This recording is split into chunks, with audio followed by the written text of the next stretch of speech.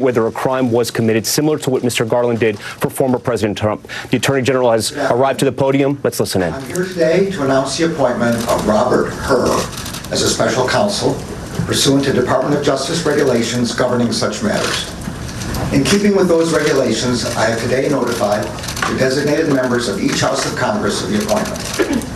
I'm joined today by John Lausch, the U.S. Attorney for the Northern District of Illinois, who conducted the initial investigation into the matter that I will describe today. On the evening of November 4th, 2022, the National Archives Office of Inspector General contacted a prosecutor at the Department of Justice. It informed him that the White House had notified the archives that documents bearing classification markings were identified at the office of the Penn Biden Center for Diplomacy and Global Engagement, located in Washington, D.C. That office was not authorized for storage of classified documents. The prosecutor was also advised that those documents had been secured in an archives facility. On November 9th, the FBI commenced an assessment consistent with standard protocols to understand whether classified information had been mishandled in violation of federal law. On November 14th, pursuant to Section 600.2b of the Special Counsel Regulations, I assigned U.S. Attorney Lausch to conduct an initial investigation to inform my decision whether to appoint a special counsel. Mr. Lausch has served as the U.S. Attorney in Chicago since 2017. Before that, he spent more than a decade as an assistant U.S. Attorney in that same office. I selected him to conduct the initial investigation because I was confident his experience would ensure that it would be done professionally and expeditiously. On December 20th, President Biden's personal counsel informed Mr. Lausch that additional documents bearing classification markings were identified in the garage of the president's private residence in Wilmington, Delaware. President Biden's counsel informed Mr. Lausch that those documents were among other records from the period of the president's service as vice president. The FBI went to the location and secured those documents. On January 5th, 2023, Mr. Lausch briefed me on the results of his initial investigation and advised me that further investigation by a special counsel was warranted. Based on Mr. Lausch's initial investigation, I concluded that, under the special counsel regulations, it was in the public interest to appoint a special counsel. In the days since, while Mr. Lausch continued the investigation, the department identified Mr. Hur for appointment as special counsel. This morning, President Biden's personal counsel called Mr. Lausch and stated that an additional document bearing classification markings was identified at the president's personal residence in Wilmington, Delaware. When I first contacted Mr. Lausch about this matter, he said he could lead the initial investigation, but would be unable to accept any longer-term assignment because he would be leaving the department in early 2023 for the private sector. U.S. Attorney Lausch and his team of prosecutors and agents have conducted this initial investigation with professionalism and speed. I am grateful to them. Earlier today, I signed an order appointing Robert Hur as special counsel for the matter I've just described.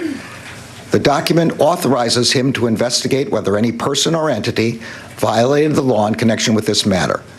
The special counsel will not be subject to the day-to-day supervision of any official of the department, but he must comply with the regulations, procedures, and policies of the department. Mr. Hur has a long and distinguished career as a prosecutor. In 2003, he joined the department's criminal division, where he worked on counterterrorism, corporate fraud, and appellate matters. From 2007 until 2014, Mr. Hur served as an assistant U.S. attorney for the District of Maryland, where he prosecuted matters ranging from violent crime to financial fraud. In 2017, Mr. Hur rejoined the department as the Principal Associate Deputy Attorney General. In 2018, he was nominated and confirmed to serve as a U.S. Attorney for the District of Maryland. As U.S. Attorney, he supervised some of the department's more important national security, public corruption, and other high-profile matters. I will ensure that Mr. Hur receives all the resources he needs to conduct his work. As I have said before, I strongly believe that the normal processes of this department can handle all investigations with integrity. But under the regulations, the extraordinary circumstances here require the appointment of a special counsel for this matter. This appointment underscores for the public the department's commitment to both independence and accountability in particularly sensitive matters, and to making decisions indisputably guided only by the facts and the law. I am confident that Mr. Hur will carry out his responsibility in an even-handed and urgent manner and in accordance with the highest traditions of this department. Thank you all. Have you ever spoken to the President about this investigation, sir?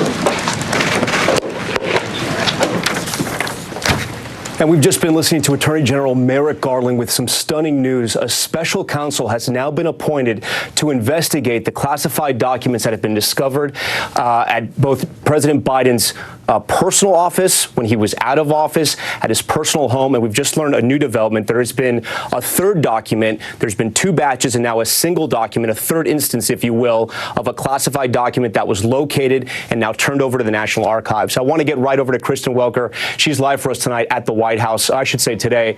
Kristen, I got to ask you, we just learned all this news moments ago. Is there any response yet from the White House? And we know the president addressed some of this earlier today.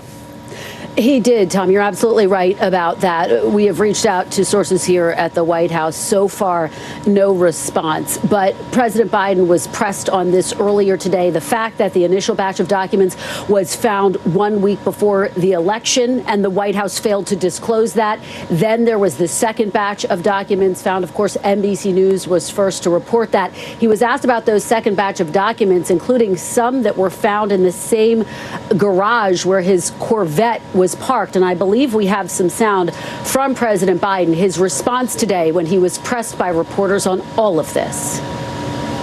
But as I said earlier this week, people know I take classified documents and classified material seriously. I also said we're cooperating fully and completely with the Justice Department's review. As part of that process, my lawyers reviewed other places where documents from my time as vice president were stored, and they finished the review last night. They discovered a small number of documents of classified markings in storage areas and file cabinets in my home and my personal library. This was done in the case of the Biden Penn.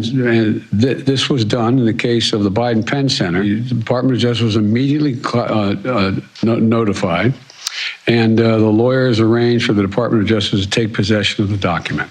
So we're going to see all this unfold. I'm confident. Thank you very much.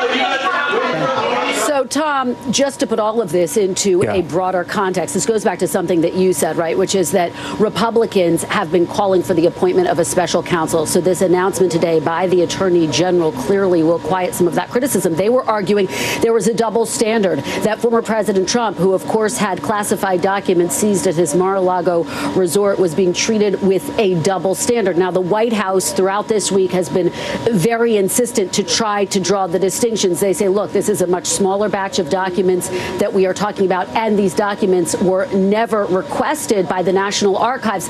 But still, Tom, this does raise questions about how all of this was handled because, of course, President Biden campaigned on a promise to be transparent. We still have a lot of unanswered questions here, Tom, and now the appointment of this special counsel. This is a very significant development indeed, and of course, we continue to try to get response here from the White House. And Kristen, to be absolutely clear here, there is the issue of transparency, correct? Because it has been news organizations that have been breaking the news about these documents, the first batch, the second batch, and now we've learned about this third document, a single document that was also found at his home. It's such an important point, Tom, and I pressed White House Press Secretary Karine Jean-Pierre yesterday during her briefing on that very point, that President Biden did campaign on a promise of transparency. these stories are being broken by the news media, not by the White House. Now, the White House counsel's office did put out a statement vowing to update the public on any information. That statement went out before NBC News broke the story about the existence of a second batch of classified documents. So there are still going to be a lot of questions swirling about that issue of transparency. Worth noting, Tom, that the Republican-led House Oversight Committee has already launched an investigation into this. Not a big surprise, because they are launching a series of investigations into the Biden administration. But again, this is a very significant development here today. Okay, Tom. Kristen Welker, stand by for us. I want to get to Ken Dilanian, who was at that news conference. Ken Dilanian, a lot of people are going to be reading about Special Counsel Robert Hur. What do we know about him? Well, Tom, he is a consummate career prosecutor, a very accomplished guy. But it's important to note he was a Republican appointee. He served at a very senior post in the Trump Justice Department, the PAYDAG, the Principal Assistant Deputy Attorney General, it's kind of a job that makes the trains run on time and touches almost everything inside the Justice Department. And then he went on to become the U.S. Attorney in the state of Maryland for some period of time. But he rose up through the ranks as a career prosecutor, prosecuting all sorts of different kinds of cases, from gang violence to counterterrorism to corporate fraud. He's a graduate of Harvard and then Stanford Law School, where he was editor of the Law Review there. So a very accomplished guy, well known to people in Justice Department circles, and a Republican appointee, although many people who know him couldn't tell you exactly what his politics are, Tom. Ken, before I let you go, and just briefly, if you can, talk to me about the pressure Attorney General Merrick Garland is under right now. He has an open investigation against a former president, President Trump. He has this new investigation against the current president, and there's also the ongoing investigation into Hunter Biden and some tax issues there. Talk to me about the pressure that the Attorney General has to be under now. Well, he went some way to alleviating some of that pressure with his disappointment today. But you're right to point out, Tom, that at the end of the day, in all of these cases, prosecutors may make charging recommendations, but the buck stops with Merrick Garland. He's ultimately going to have to decide, for example, if Special Counsel Jack Smith recommends charges against Donald Trump, Merrick Garland's going to have to decide whether to move forward with those. Similarly, in this case with President Biden. So it is an enormous burden, and people inside this building where I am do not like special counsels. They like to think that they can do this stuff on their own and within the confines of the Justice Department. So it's a big step that Garland has taken today, but he felt like the circumstances and the law and the facts demanded it, Tom. All right, we appreciate that, Ken. I do want to bring in our NBC News legal analyst, Danny Savalas. Danny, I want you to walk us through the timeline here, because I think Republicans may seize on this piece of information, which we learned from the Attorney General just now. November 4th, the Department of Justice is notified about these classified documents. The FBI doesn't start their investigation, according to the Attorney General, until November 9th. There's a big day in between those two dates, and that's November 8th, Election Day. Is this just standard operating procedure? Is this the way things work, the protocol, or do you think they tried to leave politics out of this? This is a question that at some point DOJ may have to answer for, because there was some delay. You can see it in Josh Hawley's letter that he wrote to Merrick Garland. He lays out this exact same concern. And we may never know. Merrick Garland may not give a press conference where he explains the reasoning behind that decision. But ultimately, it may be as simple as DOJ was investigating. And DOJ's policy is they don't come out and give status updates on their investigations. They investigate, and the only way a target usually finds out there's a problem is if they're indicted. And if not, then they may never know they were ever a target or somebody that was being looked at by DOJ. That's the way DOJ works, and that's how they're very, very effective at what they do, which is prosecute and secure convictions. Danny, before you go, give us the legal ramifications for President Biden right now. If nothing else, Merrick Garland's going to be committed to being remembered historically as someone who was not partial to President Biden, because he has not only appointed a Trump-appointed U.S. attorney to do the initial review, and now he's appointed another Trump-appointed attorney, a U.S. attorney, as special counsel. This should give Biden some concern, but look, as we have to expect that special counsel on either side will be impartial and independent, truly independent. Okay, Danny Savalas, I do want to go back to Kristen Welker, though. I know you have some new reporting now, or reporting we want to get out to our viewers, that aides of the president were interviewed by the FBI. And this is significant. This is from our colleagues, Carol Lee and Mike Memoli, who say multiple aides who worked with President Biden when he was in the Obama-Biden administration have now been interviewed by the FBI, including Kathy Chung, one of his executive assistants. She was among those who was involved in transporting materials from the White House to his private office here in D.C. Not clear how many aides have been interviewed, Tom, but it's one more data point as we continue to track this ongoing story. Yeah, a lot of new information coming out today. And of course, the breaking news that a special counsel has been appointed to investigate the current president, Joe Biden. Okay, that concludes our special report. We'll have much more this evening on NBC Nightly News and, of course, on Top Story tonight on our streaming network, NBC News Now. I'm Tom Yamas. We thank you for watching.